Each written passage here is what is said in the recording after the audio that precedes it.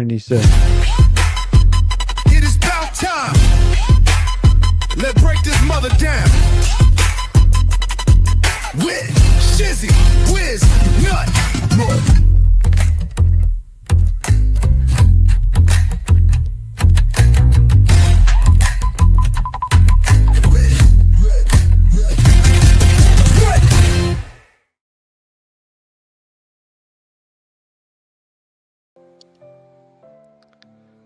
an open letter to BBB, or should it be me? This is part 1 of a possible 3-part letter, so stay tuned. The polyflop defense is dead. Stop kicking its rotting corpse. So here we are again, Bruce. Another filing, another self-portrait painted in broad strokes of victimhood and martyrdom, signed lovingly with the ink of self-pity. You're a licensed attorney admitted to pro hoc vice in a federal court, and after being ordered, not asked, ordered to appear in person for a sanctions hearing on April 3rd, 2025, you're excused for ghosting court like it's a Tinder date gone bad is this: it would have been too expensive. My family needed me, and the YouTubers might record me. You had one job, you dumbass. Show up to court. That's it. Not write a manifesto. Not turn a federal courtroom into the backstage of a YouTube feud. Just show your happy ass up. You start with an admission, the kind of forced humility that reads like a confession at gunpoint. There's no question that the court should sanction my happy ass to undersign for not appearing on April 3rd. Wow. You're so brave, so bold, so irrelevant. Because let's pause and clap for that one. Go clap. Not because you owned it, because you took exactly one sentence for you to pivot from admitting guilt to crafting your own eulogy. You follow up with the legal equivalent of, "I'm sorry you feel that way," except in this case, it's, "I accept the punishment. Oh, spank me, daddy, but let me tell you why I'm still the hero."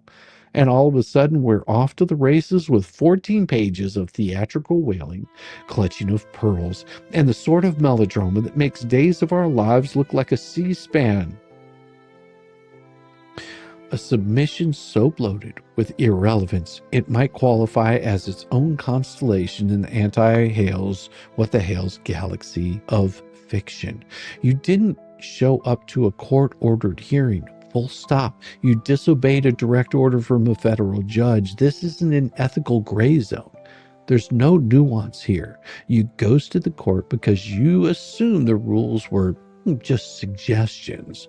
Suggestions that shouldn't apply to you, the noble defender of the poor, the defenseless, YouTube villains, and handwriting sign enthusiasts. Then, like clockwork, you start rolling out your sob story catalog like it's damn QVC special. Financially crippling, family needs, fear of being on camera, all the usual excuses that every other lawyer in the country has definitely tried and definitely failed to use. Let's talk about that phrase for a second. Financially crippling. Buddy, you're not describing a medical emergency or a natural disaster. You're talking about flying to Pensacola. This isn't Everest. This isn't the Panhandle.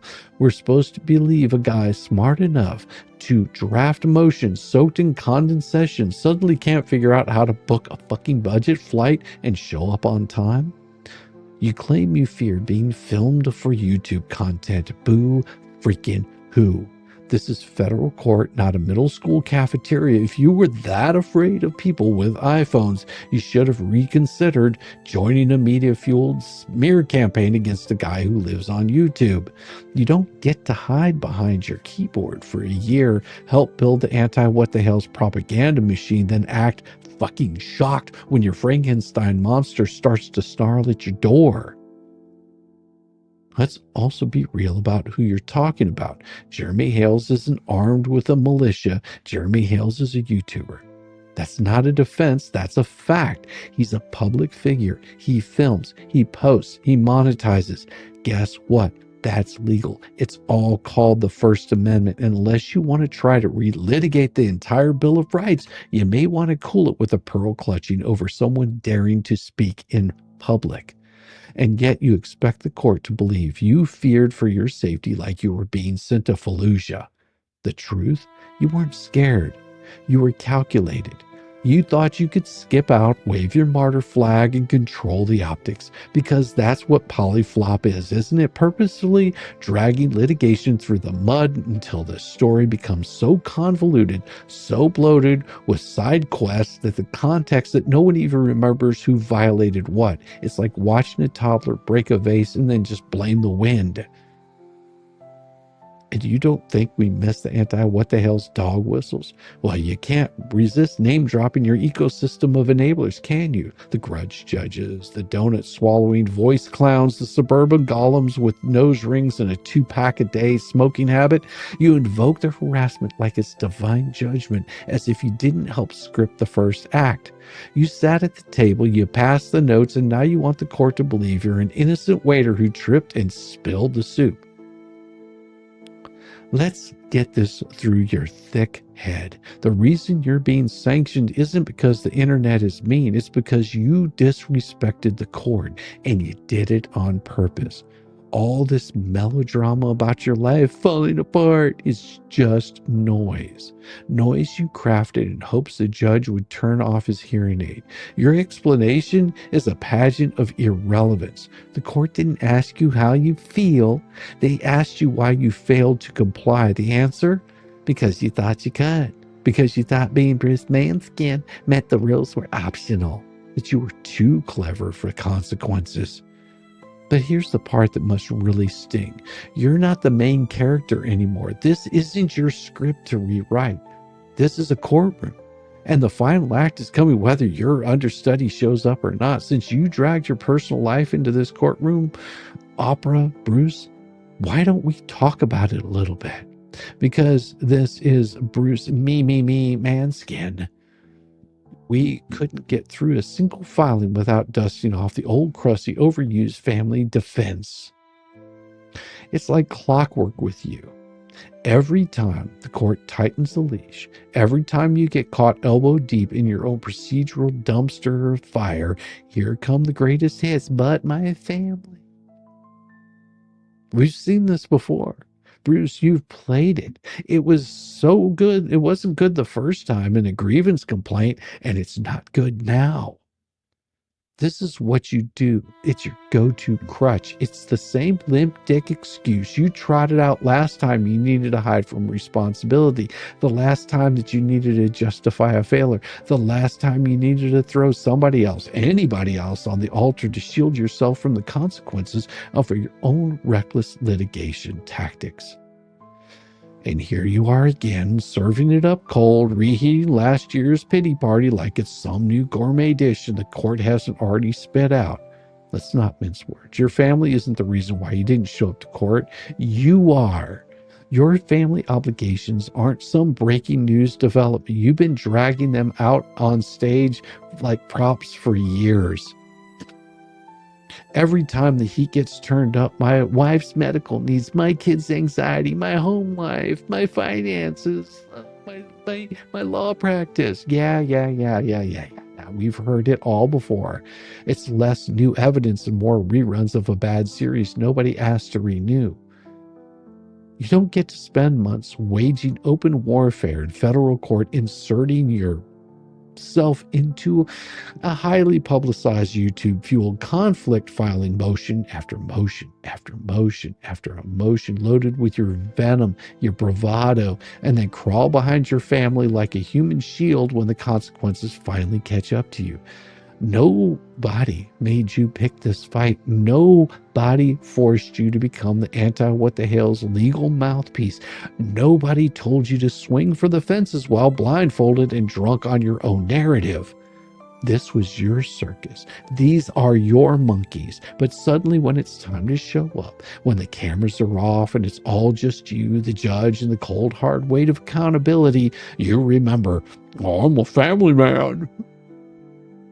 And just to make sure the world knew how deeply noble and heroic you were being, you trotted out your wife's medical situation like a stage prop.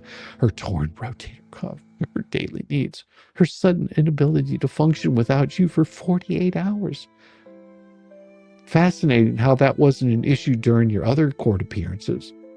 Funny how this injury and these family obligations were apparently so severe, yet somehow only became debilitating when a sanctions hearing showed up your ass on your calendar.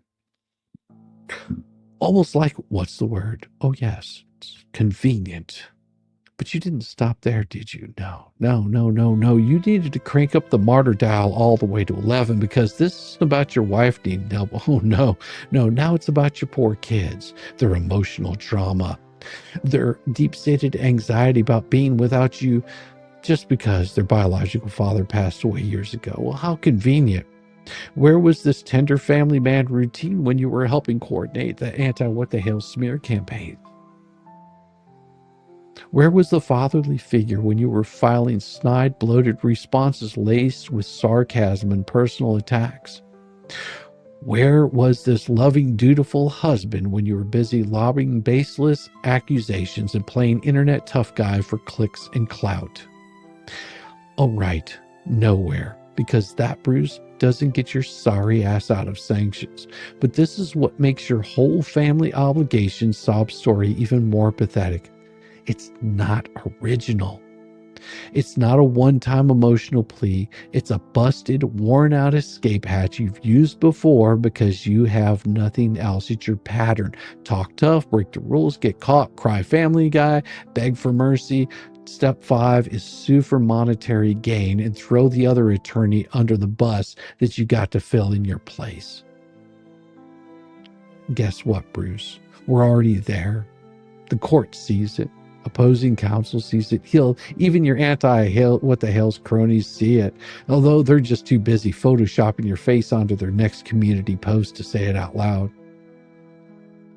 You've run out of new material, and it shows. But don't worry, Bruce.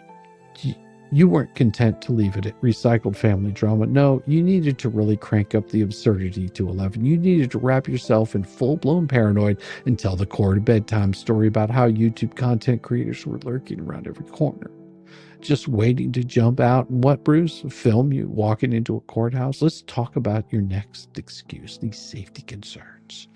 Because nothing says fear in my life like a guy who voluntarily waded into an internet feud and then screamed for attention like a banshee for 6 months straight, shall we? And now we arrive at perhaps the most insulting section of your excuse-riddled manifesto. Safety concerns. Bruce, you really sat down, typed this out, read it back to yourself and thought, nailed it. You actually want a federal judge, a grown man with a lifetime appointment, to believe you were too terrified of some YouTubers with cell phones to show up to court. Really? That's your story?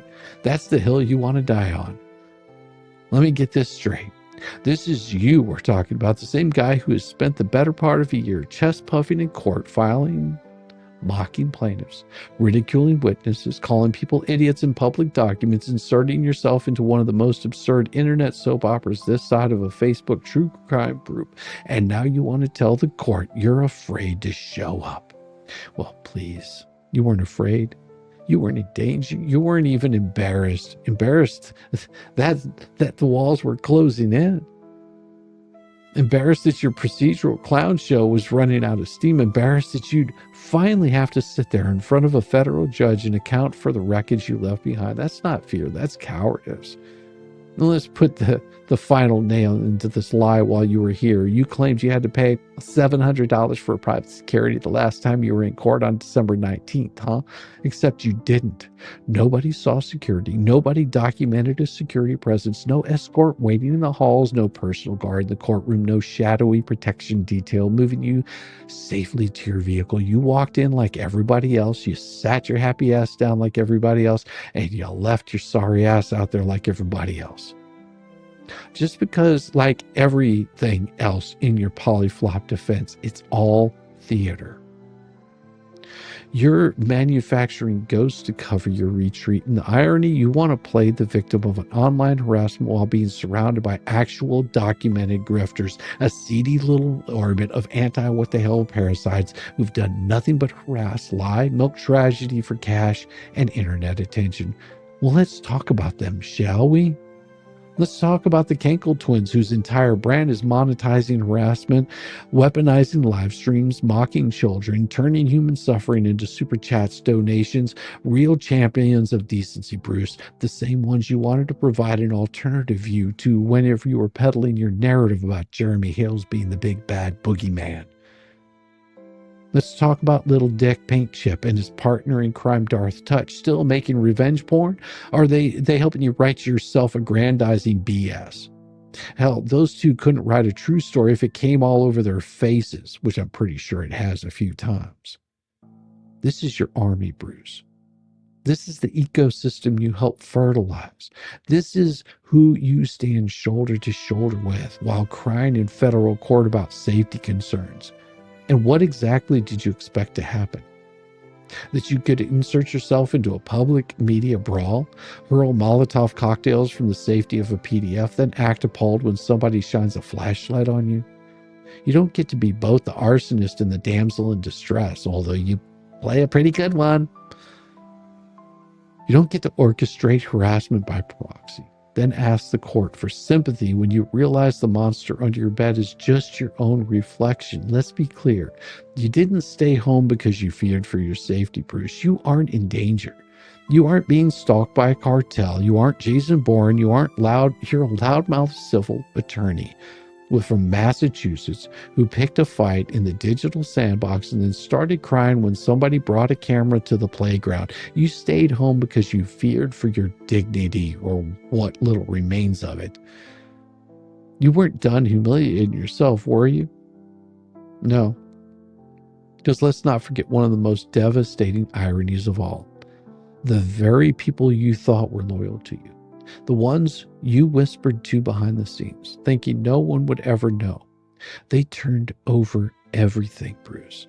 All of it. Shara Wolf didn't just investigate this story, she lived it. She collected your lies like receipts, and when she realized you were just another carnival barker in the anti-what-the-hell's traveling freak show, she did the one thing that terrifies you more than a courtroom order. She told the truth. She gave it all up. She gave up the behind-the-scenes messages, the ones where you openly admitted you don't like Lynette, the one where you don't care about her child. All of the righteous indignation about defending the innocent neighbors was just another mask you wore for the YouTube cameras and the court record. Let that sink in for a minute, Bruce. While you were standing in front of the court waving your family man defense flag, while you were filing motion after motion claiming to be the noble protector of the weak, behind closed doors, you were admitting the truth. You don't care about them. You never did. Shar knows it, and now she's scared, and I don't blame her. Because she's seen what happens when people in your ecosystem dare to tell the truth. She's watched how the anti-what-the-hell's content machine shifts into high gear when one of its own stops playing along. The doxing, the harassment, the smears, the whisper campaigns. This is your legacy, Bruce. You didn't build a defense, you built a cult that eats its own. You fostered an ecosystem where telling the truth gets you targeted, where showing receipts makes you a marked person, where stepping out of line means the same grifters you once supported will tear your happy ass apart for content and cash the minute you stop being fucking useful. And now Shara Wolf is living in fear. Not because Jeremy Hales told a story about her, but because you and your enablers showed her exactly how this works. Funny, isn't it? All the noise about your own safety, while the very people who trusted you have more to fear from you and your friends than they ever did from a YouTube video. That's the real story here, Bruce. You cried to the court about needing security. Shara needs security from the ecosystem you helped create. Because after crying about danger, after wailing about safety, after conjuring up your invisible security force, you pivoted into the most laughable justification of them all: financial ruin. And that right there is where we're going to cut this portion of it off. and take a little bit of a break away from it for a second before I really lose my cool. Give me just a second. Because it's pissing me off right now. So give me just a second. It is about time. Let's break this mother down. With Shizzywhiznut.